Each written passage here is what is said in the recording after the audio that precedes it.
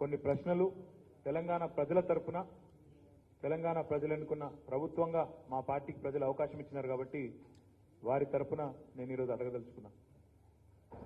మొట్టమొదటిది అందులో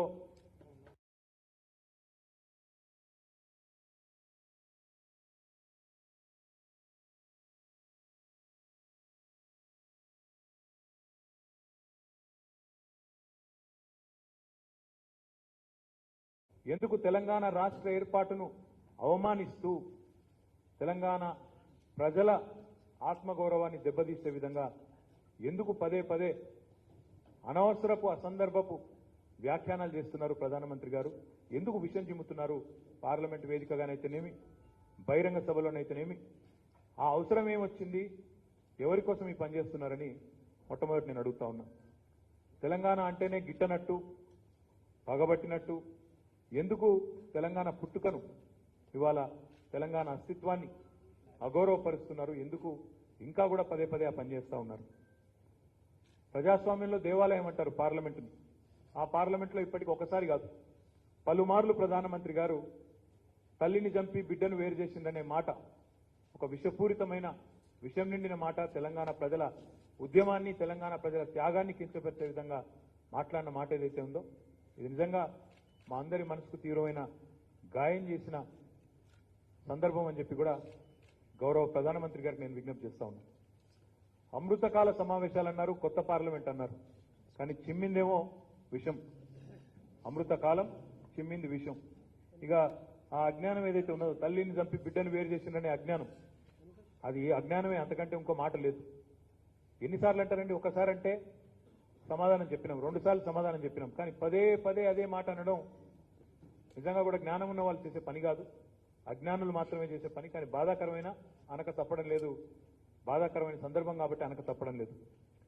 14 ఏళ్లు దేశాన్ని, అన్ని దేశ రాజకీయ వ్యవస్థను ఒప్పించి మెప్పించి సాధించుకున్న ఈ రాష్ట్రం పట్ల, కేసీఆర్ గారి నాయకత్వం పట్ల మీకు కొంత ఇబ్బంది ఉంటే ఉండవచ్చు, కానీ ఇక్కడి ప్రజల పోరాటాల పట్ల, దశాబ్దాల పోరాటాల పట్ల, జయశంకర్ గారు ఇంకా ఇతర ఎంతో మంది పెద్దల త్యాగాల పట్ల ఎందుకు చిన్న చూపని నేను అడుగుతా ఉన్నా. ఇవాళ కేవలం తెలంగాణ పుట్టుకొని ప్రశ్నించడం, తెలంగాణ రాష్ట్రాన్ని అవమానించడమే కాదు, కొత్త పార్లమెంట్లో మొదటి రోజు విషయం చిమ్మడమే కాదు, ఇవాళ మీరు విభజన హామీలకు కూడా పాతరేసిన విషయాన్ని మళ్ళొకసారి నేను గుర్తు చేస్తా ఉన్నా. ఈ సందర్భంగా నేను భారతీయ జనతా పార్టీకి మాత్రం ఖచ్చితంగా చెప్తా ఉన్నా, గతంలో 2018లో 14లో ఎట్లా అయితే పుట్టగతులు లేకుండా పోయినారో, మళ్ళీ ఒకసారి మీ పార్టీ యొక్క దిక్కుమాలిన వ్యవహారం వల్ల, మీ ప్రధానమంత్రి యొక్క వాచాలత వల్ల మీ పార్టీ మళ్ళొకసారి రాబోయే శాసనసభ ఎన్నికల్లో, పార్లమెంట్ ఎన్నికల్లో అడ్రస్ లేకుండా, పుట్టగతులు లేకుండా తప్పకుండా పోతుంది. తెలంగాణ ప్రజల శాపం మీకు తప్పకుండా తలుగుతుందని చెప్పి నేను విజ్ఞప్తి చేస్తా ఉన్నా. ఎంత దుర్మార్గం అంటే, మొన్ననే దశాబ్ది ఉత్సవాలు జరుపుకున్నాం తెలంగాణలో. అట్లాంటి తెలంగాణలో తెలంగాణ రాష్ట్ర ఏర్పాటు జరిగిన తర్వాత ఇక్కడ ఉత్సవాలే జరగలేదు అంటాడు. ఆదిలాబాద్ నుంచి ఆలంపూర్ దాకా గల్లీ గల్లీలో ప్రతి పల్లెలో ఉత్సవాలు జరిగిన మాట వాస్తవం కాదా? తెలంగాణ ప్రజలు సంబరాలు చేసుకున్న మాట వాస్తవం కాదా? ఇంత దుర్మార్గమైన ప్రధానమంత్రి నాకు తెలిసినంత వరకు ఈ దేశంలో ఇదివరకెన్నడూ లేరు, బహుశా భవిష్యత్తులో కూడా రారు. ప్రధానమంత్రి ఖచ్చితంగా తెలంగాణ ప్రజలకు తన వ్యాఖ్యల పట్ల వివరణ ఇవ్వాలి. ఖచ్చితంగా తెలంగాణ ప్రజలకు ఇన్నిసార్లు తమను అవమానించినందుకు, వారి త్యాగాలను అగౌరవపరిచినందుకు క్షమాపణ చెప్పాలని చెప్పి కూడా నేను ఖచ్చితంగా డిమాండ్ చేస్తా ఉన్నాం మా పార్టీ తరఫున. అదేవిధంగా ప్రధానమంత్రి గారు మరి ఎందుకు ఎంచుకున్నారో, మా మహబూబ్ నగర్ జిల్లాను, మా పాలమూరు జిల్లాను ఎంచుకున్నాడు. మహబూబ్ నగర్లో నిజానికి కాలు పెట్టే నైతిక హక్కు కూడా లేదు ప్రధానమంత్రి. ఎందుకంటే మీకు తెలుసు, మహబూబ్ నగర్ జిల్లా అంటేనే వలసల జిల్లా. ఒకప్పుడు పాలమూరు లేబర్ అంటే దేశవ్యాప్తంగా ఏ కన్స్ట్రక్షన్ సైట్కి పోయినా అక్కడ పాలమూరు లేబరే ఉంటుందనే ఒక నానుడి. అట్లాంటి మహబూబ్ నగర్ జిల్లా, భారతదేశంలోనే అత్యంత వెనుకబడ్డ జిల్లాలో ఒకటైన మహబూబ్ నగర్ జిల్లా ఏం చేసిండ్రు మీరు? మహబూబ్ నగర్ జిల్లాకి 2014 జూన్ 2 నాడు తెలంగాణ వస్తే, జూలై 14 నాడు మా ముఖ్యమంత్రి గారు కేసీఆర్ గారు, మా గౌరవ ముఖ్యమంత్రి గారు స్వయంగా ఒక లేఖ తీసుకొని మీ దగ్గరకు వచ్చినారు. అయ్యా, తెలంగాణ ఉద్యమానికి, తెలంగాణ రాష్ట్ర ఏర్పాటుకు ప్రధాన ప్రాతిపదికనే నీళ్లలో జరిగిన అన్యాయం.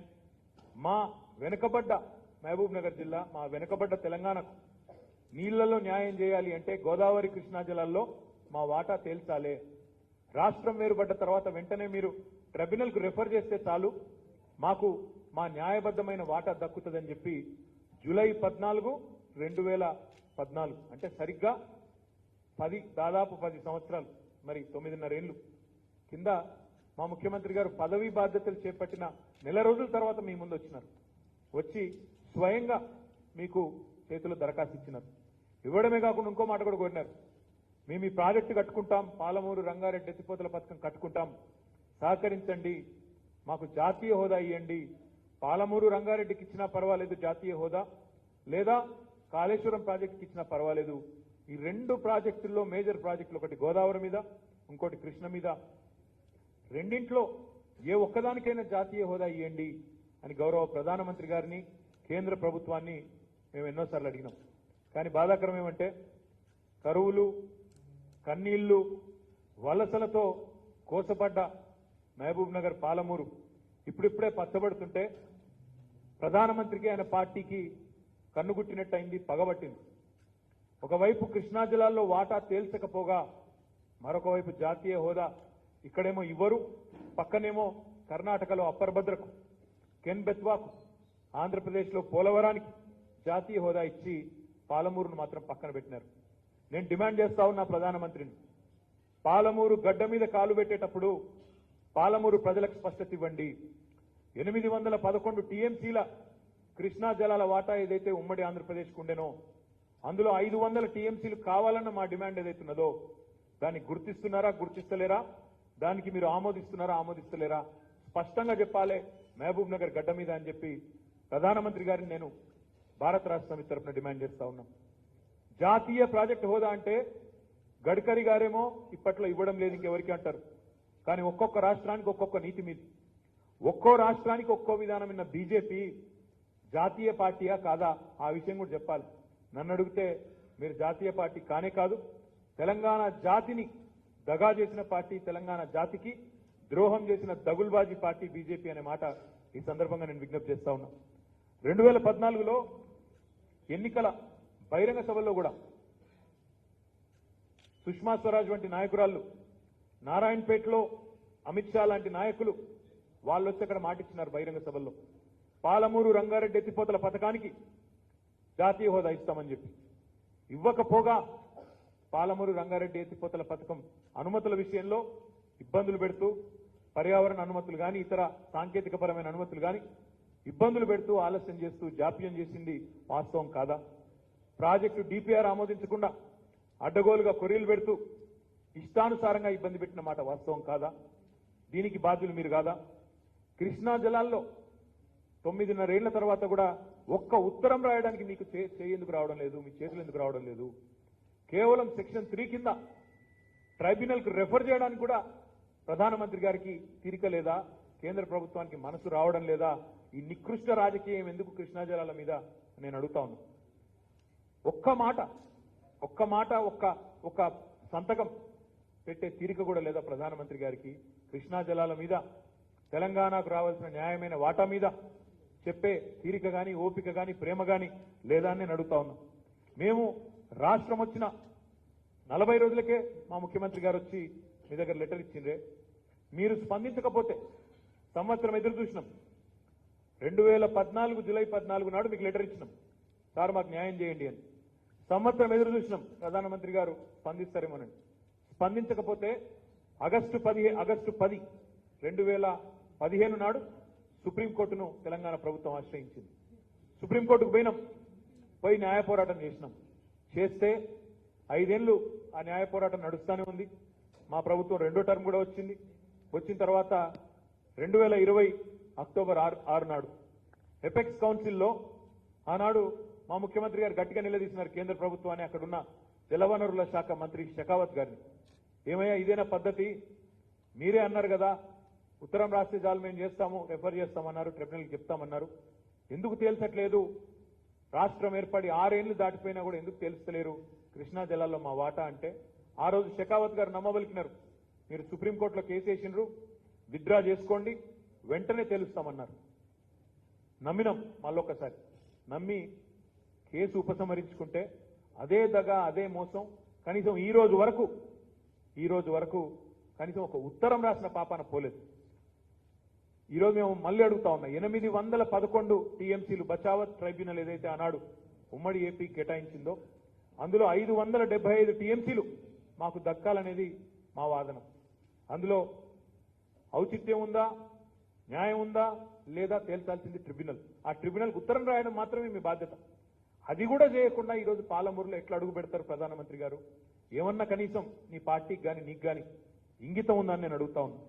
ఈరోజు నిజంగా కూడా మీరు న్యాయం చేయకపోవడం వల్ల ఈరోజు మహబూబ్ నగర్ జిల్లా కానీ, నల్లగొండ జిల్లా కానీ, రంగారెడ్డి జిల్లా కానీ తనకు రావాల్సిన 100 టీఎంసీల నీళ్లను కోల్పోక తప్పని దుస్థితి ఈరోజు ఈ ప్రధానమంత్రి గారి జాప్యం వల్ల, మాకు ప్రాజెక్టులకు అనుమతులు ఇవ్వకపోవడం వల్ల, అనుమతుల్లో అడ్డుపుల లేయడం వల్ల ఈ ఇబ్బంది కలుగుతా ఉంది. అందుకే పాలమూరు ప్రజల తరపున, పౌరుషానికి ప్రతీక అయిన పాలమూరు బిడ్డల తరపున ఈరోజు బ్రహ్మాండమైన వ్యవసాయానికి ఈరోజు చిరునామాగా మారుతున్న పాలమూరు ప్రజల తరపున నేను అడుగుతా ఉన్నా. ఓట్ల వేట కోసం మీరు వస్తున్నారు మాకు తెలుసు, కానీ ఓట్లు కావాలంటే కూడా చేసిన 4 మంచి పనులు చెప్పాలి, చెప్పే సత్తా ఉండాలి ప్రధానమంత్రికి. అందుకే అడుగుతా ఉన్నా, ఇప్పుడైనా పాప పరిహారం చేసుకోండి. ఈ 9.5 ఏళ్ల తర్వాత అయినా పాప పరిహారం చేసుకొని ఆ ప్రక్షాళన కోసమైనా సరే మీరు వెంటనే ఈరోజు స్పందించి ముందుకు వచ్చి పాలమూరు ప్రాజెక్టుకు జాతీయ హోదా ఇవ్వాలి. ఖాళీ చేతులతో రావడం, ఖాళీ చేతులతో పోవడం మీకు అలవాటే. మీరు అమరావతికి వస్తే మేము ఏమేమో తెస్తారేమో అనుకున్నాం అన్నాడు. ఒక తట్టెడు మట్టి, ఒక లొట్టెడు నీళ్లు తీసుకొని వచ్చినారు మీరు. మీ సంగతి దేశ ప్రజలకు అర్థమైంది. మీతో పెట్టుకుంటే మిగిలేదు గదే అని తెలుసు. అందుకే ఈరోజు తెలంగాణ ప్రజలు ఎప్పుడో నిర్ణయించుకున్నారు, ప్రధానమంత్రి గారు మీరు వచ్చి ఎన్ని ఊదరగొట్టే ఉపన్యాసాలు ఇచ్చినా, ఎంత వగల ప్రేమలు వలకబోసినా మిమ్మల్ని మీ పార్టీని నమ్మరు. ఖాళీ చేతులతో వస్తారు, ఖాళీ చేతులతో పోతారని మీకు తెలుసు, మాకు తెలుసు. అందుకే ప్రజలు కూడా రేపు ఓట్ల డబ్బాల్లో కూడా మీకు ఖాళీ డబ్బాలే వస్తాయి తప్ప మళ్ళీ డిపాజిట్లు 108 డిపాజిట్లు లాస్ట్ టైం గల్లంతైనాయి.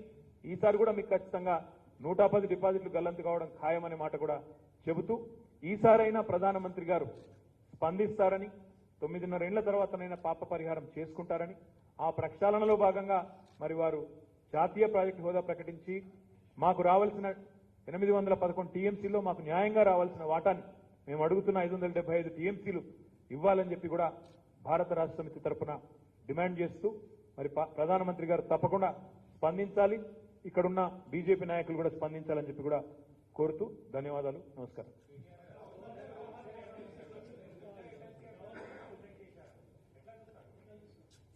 ఎట్లా చూస్తామంటే, ఇప్పుడు మేము మా పార్టీ తరఫున, మా ప్రభుత్వం తరఫున ఇద్దరు గౌరవనీయులైన మా నాయకులు ఎవరైతే రాష్ట్ర స్థాయిలో, జాతీయ స్థాయిలో వివిధ ప్రజా ఉద్యమాల్లో పాల్గొన్నారో వారిని మా కేబినెట్ నామినేట్ చేసింది. శ్రవణ్ గారు, డాక్టర్ శ్రవణ్ దాస్ రోజు చదువుకున్న వ్యక్తి, ప్రొఫెసరు. ఆయన ప్రజా ఉద్యమాల్లో, తెలంగాణ ఉద్యమంతో సహా అన్ని ఉద్యమాల్లో పాల్గొన్న వ్యక్తి.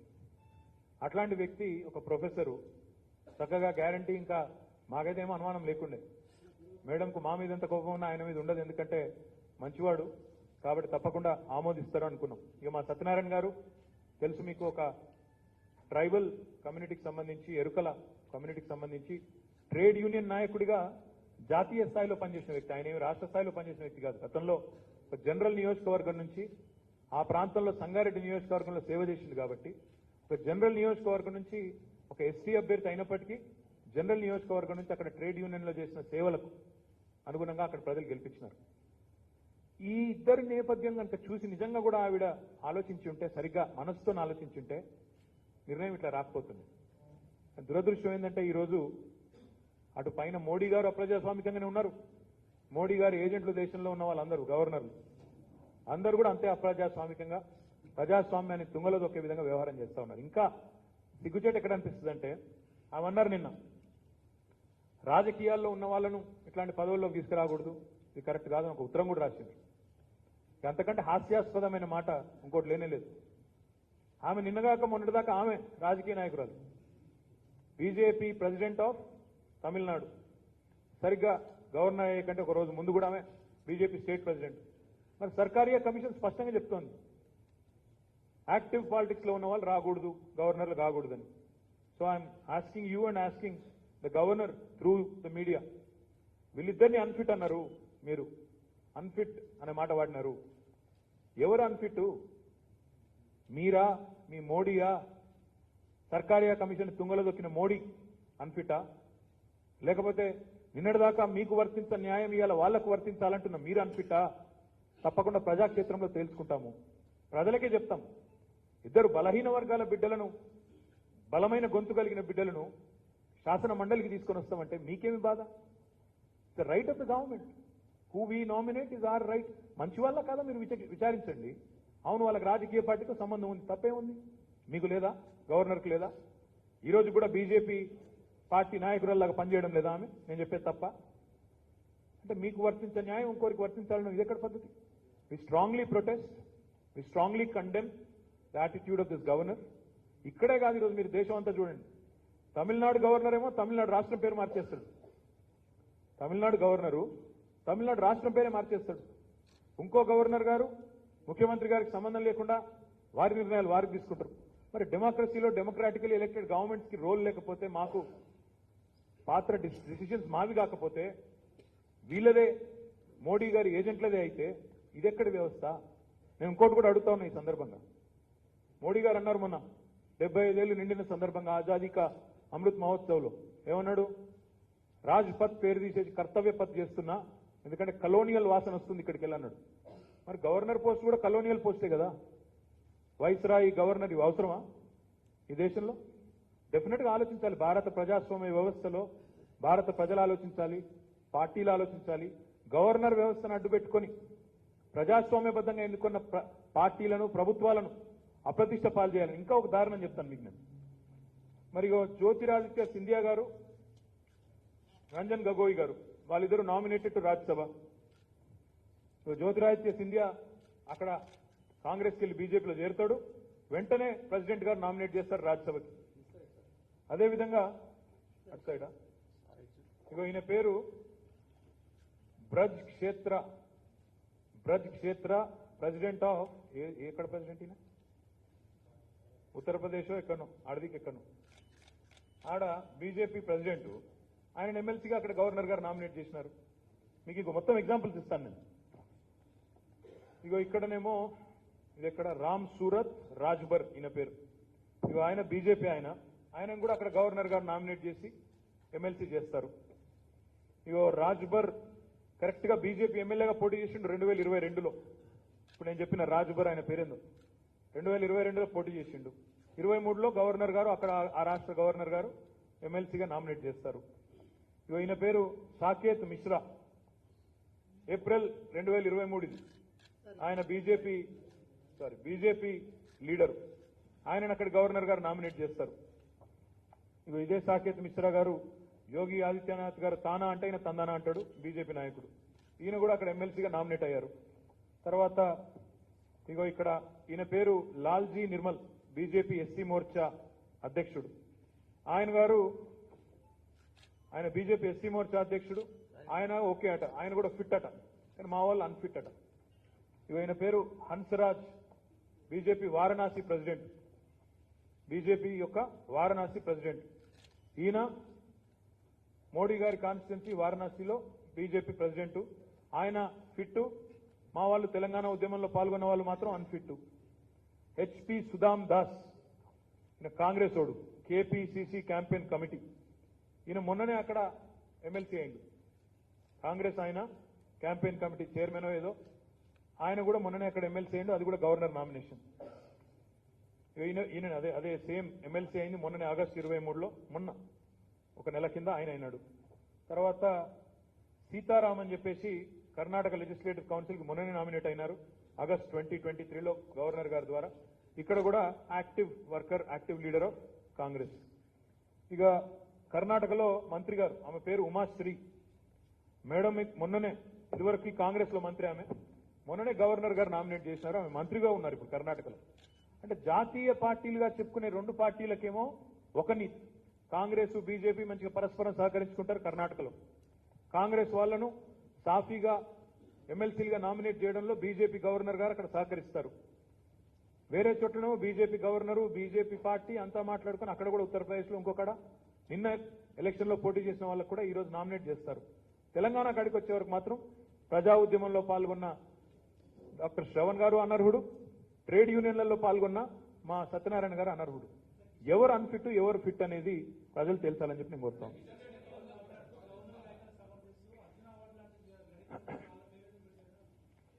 కిషన్ రెడ్డిని అడిగితే రేపు అంబర్పేటలో ఎవరు పెడతారో మేము కూడా చూస్తాం. అంబర్పేటలో కాదు అర్జున అవార్డులు గ్రహీతలనే ఇవ్వాలి, ఇంకోళ్ళనే ఇవ్వాలంటే మరి మీరెందుకు ఇచ్చారో చెప్తారా? మరి మీ పార్టీ నాయకులకు ఉత్తరప్రదేశ్ ఎందుకు ఇచ్చిండ్రు, ఇంకో దగ్గర ఎందుకు ఇచ్చిండ్రు, లక్ష్మణ్ గారిని తీసుకుపోయి రాజ్యసభకు ఆడికెళ్ళి అట్లాంటి 100 క్వశ్చన్లు అడగచ్చు మేము కూడా. ఒక్క మాట మాత్రం వాస్తవం, the most unfit leader, the most unfit central minister ఎవరైనా ఉన్నారో దేశంలో అంటే కిషన్ రెడ్డి. ఆయన సొంత కాన్స్టిట్యున్సీలో కేంద్ర ప్రభుత్వం కడుతున్న ఫ్లైఓవర్ను కూడా పూర్తి చేయలేని అసమర్థుడు కిషన్ రెడ్డి. ఆయన గురించి మాట్లాడడం దండుగా. తెలంగాణ ఉద్యమంలో రాజీనామా చేయకుండా పారిపోయినాడు, ఆయన గురించి మాట్లాడడం ఇష్టం.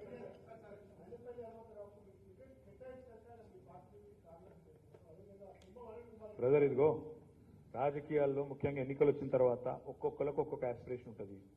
కొంతమంది వస్తారు, కొంతమంది పోతారు. రేపు కాంగ్రెస్ వాళ్ళు మా దాంట్లో కొంతమంది వస్తారు. అప్పుడు కూడా ఇదే మాట్లాడతారా మీరు? వస్తారు, ఇక వచ్చేటోళ్ళు వస్తారు, పోయేటోళ్ళు పోతారు. ఎలక్షన్ సీజన్లో కొంతమంది వస్తారు, కొంతమంది పోతారు. అది పెద్ద ఇష్యూ కాదు. ప్రస్తుతం అయితే మీతోనే పోటీ పడుతున్నాం. ఎవరు ప్రశ్నలు అడుగుతున్నారో మాకే అర్థమైతే. రాహుల్ గారు, మీరు మమ్మల్ని కూడా టార్గెట్ చేస్తే ఎట్లా? మీరు జనరల్గా సీఎం ప్రెస్ మీట్లు సార్, మీరు మమ్మల్ని ఎందుకు టార్గెట్ చేస్తున్నారు? మీరు ఏమంటారు?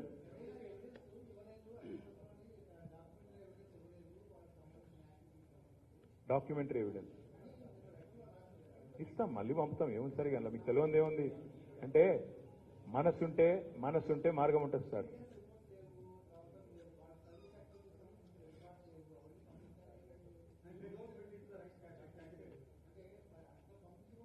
I'm saying she is not fit to be a governor, simple as that.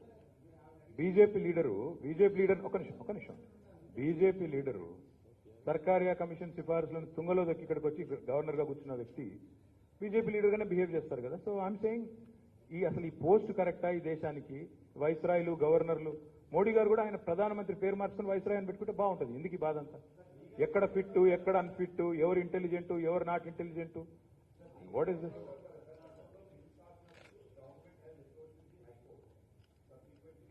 We'll explore all possible options, Vamshi Garu. We'll definitely explore all possible options, because typically, the way democracy functions is, government has to have the say, because effectively, when in a democracy, it's for the people, by the people, to the people. So, తప్పకుండా ప్రజాస్వామ్యబద్ధంగా ఎన్నుకోబడ్డ ప్రభుత్వం, ముఖ్యంగా cabinet ఎవరినైనా nominate చేస్తే తప్పకుండా అన్ని ఆలోచించే చేస్తాం. అంతేగాని ఆలోచించకుండా అసమగ్రంగా చేయం కదా. ఇద్దరికి కూడా క్రెడిబుల్ నాయకులు, బలహీన వర్గాలకు సంబంధించిన నాయకులు, ప్రజా జీవితంతో దశాబ్దాల పాటు అనుబంధం ఉన్న నాయకులు, వారిని నామినేట్ చేయడం కరెక్ట్ అని చెప్పి కేబినెట్ భావించింది. ఆవిడ తప్పు అని వారికి పైనుంచి ఆదేశాలు వచ్చినాయి, ఆవిడ ఏదో రాసి పంపినారు. We'll explore all possible options and what to do. Yes స్వస్తిక ఏమంటారు? ఈ పగబట్టినట్రా ఆయన మొత్తం తెలంగాణ మీద పగబట్టిండు బ్రదర్. పాప మా వాళ్ళు ఇద్దరి మీద ఎందుకు, ఆయన తెలంగాణ రాష్ట్రం మీద పగబట్టిండు. See we are the best performing state in India. We are the best performing state in India today. Highest per capital income. అటు రాహుల్ గాంధీకి మాట రాదు, ఇటు మోడీకి మాట రాదు. ఎందుకయ్యా మీ పరిపాలనలో ఉన్న ఏ రాష్ట్రం కూడా తలసరి ఆదాయంలో అత్యధికం సాధించలేదంటే అది మాత్రం చెప్పే తెలివి లేదు. కానీ పెంచిన ఈ తలసరి ఆదాయాన్ని మాత్రం ఇష్టం వచ్చినట్టు పంచుతామని చెప్పి అడగోలు వాగ్దానాలు ఇవ్వడంలో మాత్రం ఫస్ట్ ఉన్నారు. కాబట్టి ఇద్దరు పగబట్టిన, 2 జాతీయ పార్టీలు మా మీద పగబట్టినాయి. వాళ్ళిద్దరి సంగతి కూడా ప్రజాక్షేత్రంలో తెలుసుకుంటాం. ఒక నిమిషం చెప్పమ్మా. ఏక్ minute.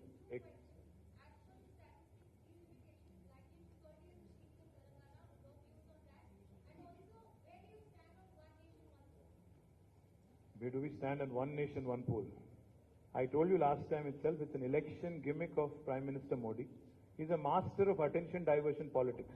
That's what he is. Unfortunately, he's delivered diddly squat for this country.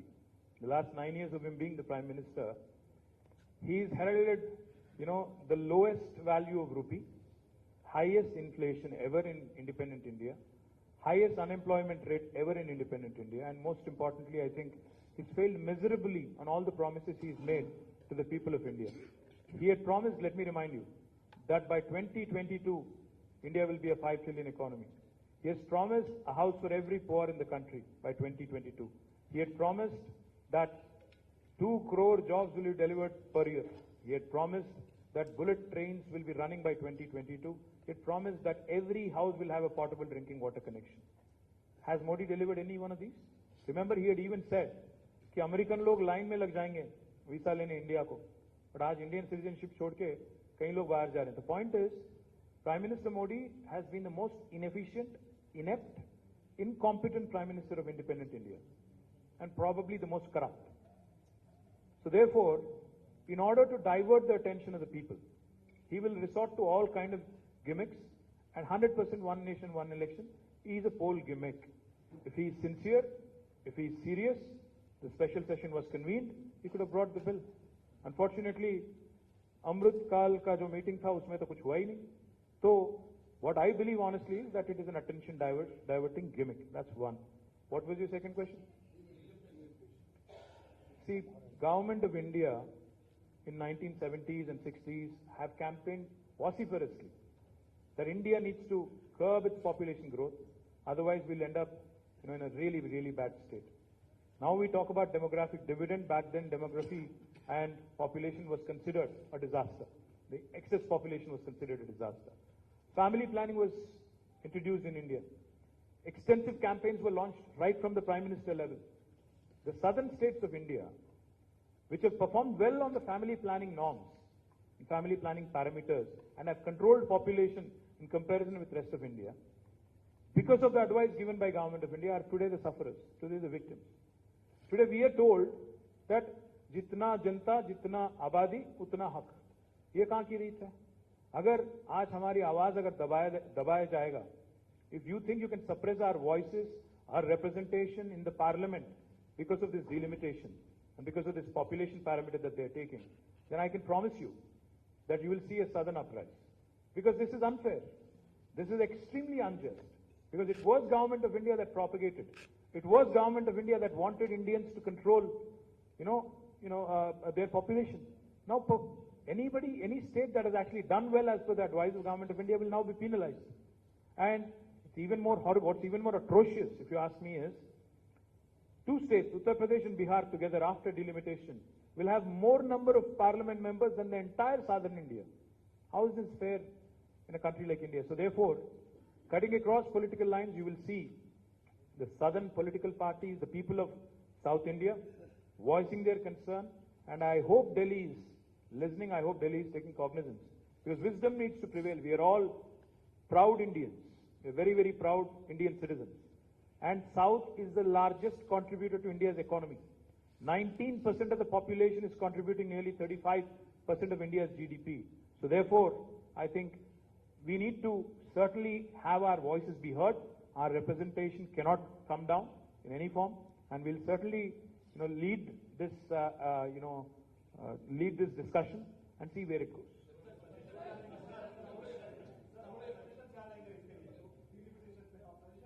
नहीं, जरूर देंगे कि यही बोलेंगे, सीधी सीधी बात.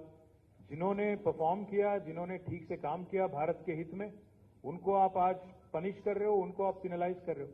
ये कहाँ की रीत है? ये तो सरासर नाइंसाफी है, ये सरासर अन्याय है हमारे साथ. So we'll certainly lead this discussion with other like-minded political parties, and we'll certainly convey these sentiments to Government of India as well. And I hope, like I said, I hope wisdom will prevail. I hope they will understand the concerns, and I hope they'll deal with it sensitively. This is a very sensitive topic. Even Hyderabad MP Asaduddin Owaisi had said it yesterday.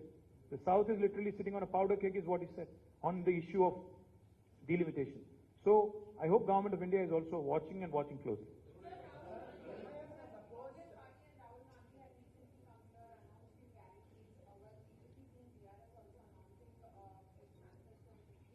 See, we are a performing government. We have performed extremely well on social welfare measures. And I'm very confident that our leader, being the compassionate leader that he is, will certainly do much more than what any party in India has done in the last 7 decades. We have done exceedingly well on the welfare front in the last 1 decade, and I'm very confident that no matter what they would like to propagate, the people of Telangana know for a fact that KCR is a leader who delivers on humanitarian aspects. KCR is a leader who's done exceedingly well when it comes to taking care of the poor, and we will continue to do what we have done best.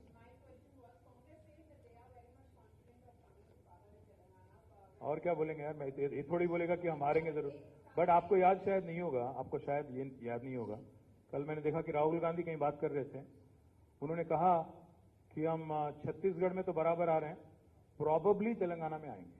उनको खुद विश्वास नहीं तो मैं क्या बोलूं उनके party पे और उनके पार्टी के लीडरों पे। खैर उनको छोड़िए, उनके क्या बात करें। एनीथिंग एल्स और can we conclude? Yes sir.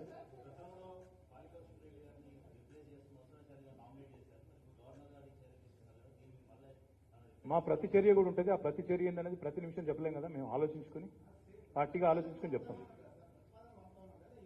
పంపుతాం brother, తొందర ఎందుకు పడుతున్నావు? నీక గవర్నర్ గారికి ఏం తొందర, నీకెందుకు? ముఖ్యమంత్రి గారికి, గవర్నర్ గారికి. एक मिनट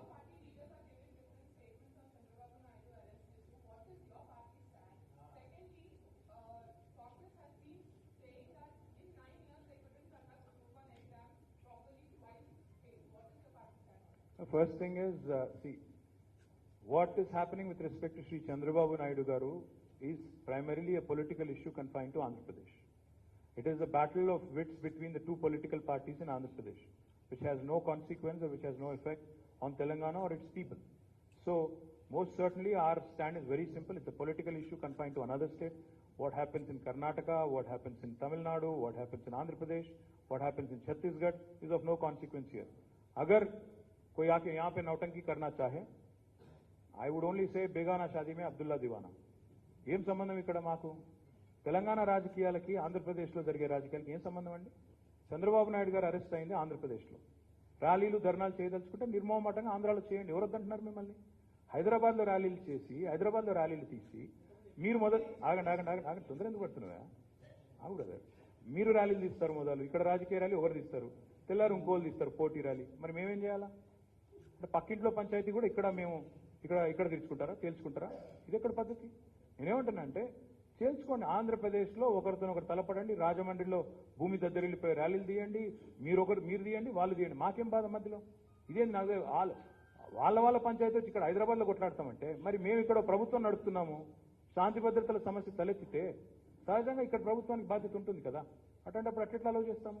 వాళ్ళు ఒకరు ముందు వస్తారు, నెక్స్ట్ ఇంకొక ఆయన ర్యాలీ అంటాడు, ఇక వాళ్ళ ఘర్షణకి ఇది వేదిక కావాలా? విజయవాడ లేదా, అమరావతి లేదా, రాజమండ్రి లేదా, కర్నూలు లేదా, అక్కడ చేయండి వద్దంటున్నారు ఎవరన్నా? అక్కడ చేయకుండా ఇక్కడ వచ్చి రాద్ధాంతం చేయడం, రాజకీయం చేయడం ఏంటంటే నాకు అర్థం కాదు. ఇంకోటి, ఇది అచ్చంగా రెండు రాజకీయ పార్టీల తగాదా. అక్కడ ఆ పార్టీలకు ఇక్కడ స్థానం లేదు, ఉనికి లేదు. ఇక్కడ ఎందుకు మరి నాకు అర్థం కాదు. అల్టిమేట్ గా ఒకటే బాస్ చెప్పేది నేను, అల్టిమేట్ గా ఒకటే, issues like these sensitive issue అన్నప్పుడు సెన్సిటివ్ గా హ్యాండిల్ చేయాలి. ఇంకోటి, రన్నింగ్ కామెంటరీ చెప్పినట్టు రోజు కామెంటరీ చెప్పాల్సిన అవసరం లేదు. న్యాయ పోరాటం చేస్తున్నారు చంద్రబాబు నాయుడు గారు, న్యాయ పోరాటం చేస్తున్నారు. ఆయనకి ఏ న్యాయం జరుగుతుందో జరుగుతుంది. న్యాయస్థానంలో ఉంది matter. The matter is sub judice, why this exuberance? ఆడ మ్యాటర్ సబ్ జుడిస్ ఉంది, ఎవరు పడితే వాళ్ళు రోడ్డు మీదకి వచ్చి కామెంటరీ చేస్తా, అది కూడా తప్పే కదా. It is under examination. మాకు I'm friends with Lokesh, I'm friends with Jagan, I'm friends with Pawan Kalyan also. నాకు అందరూ దోస్తులే. నాకు ఆంధ్రాలో నాకేం తగాదాలు లేవు, అక్కడ నాకు ఇప్పటికిప్పుడు పోయి యుద్ధాలు చేయాల్సిన అవసరం లేదు. వాళ్ళకు కూడా ఇక్కడేం లేవు కదా స్టేక్స్. అట్లాంటప్పుడు లేనిపోని పంచాయతీలు ఎందుకు పెడుతున్నారు? మాకు మేము చక్కగా ఉన్నాం. ఇవాళ హైదరాబాద్లో ఏ ప్రాంతం వాళ్ళైనా, ఆంధ్ర అయినా, రాయలసీమ అయినా, కేరళ అయినా, పంజాబ్ అయినా, అందరూ కలిసిమెలిసి ఉన్నాం. ఇక్కడ లేని పంచాయతీలు ఎందుకు పెట్టాలా? రెండు రాజకీయ పార్టీలు, ప్రజలు బాగున్నారు. ఆంధ్ర ప్రజలు ఇక్కడ ఉన్న వాళ్ళు సుభిక్షంగా ఉన్నారు, సంతోషంగా ఉన్నారు, 10 ఏళ్ల నుంచి సుఖంగా ఉన్నారు.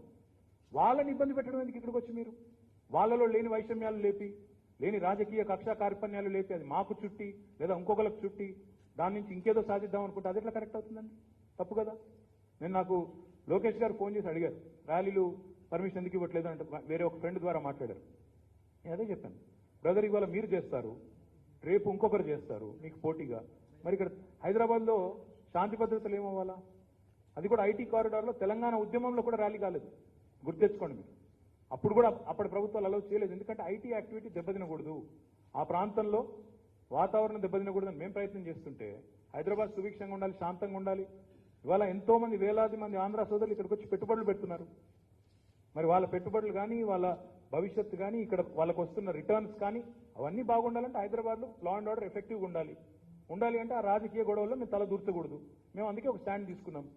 మాకు ఆ విషయంలో మా పార్టీగా ఎలాంటి ఆసక్తి లేదు. ఎవరైనా ఇండివిజువల్గా మాట్లాడింటే మాట్లాడిండొచ్చు, కానీ అది పార్టీ స్టాండ్ కాదు. We believe that it's a political battle between two parties and I'm saying this as a party working president. రెండు పార్టీల మధ్యన జరుగుతున్న రాజకీయ ఘర్షణ అది. ఆ ఘర్షణల్లో వాళ్ళు ఏమన్నా చేసుకుంటే ఇక్కడ అనవసరంగా గొడవలు అవుతాయి, హైదరాబాద్లో ఉండే అందరికీ ఇబ్బంది అవుతుందని మేము అటు ఇటు ఎక్కడా కూడా మాట్లాడకుండా న్యూట్రల్గా ఉంటున్నాము. దయచేసి అందరూ అర్థం చేసుకొని సహకరించాలని కోరుతున్నాను. Thank you.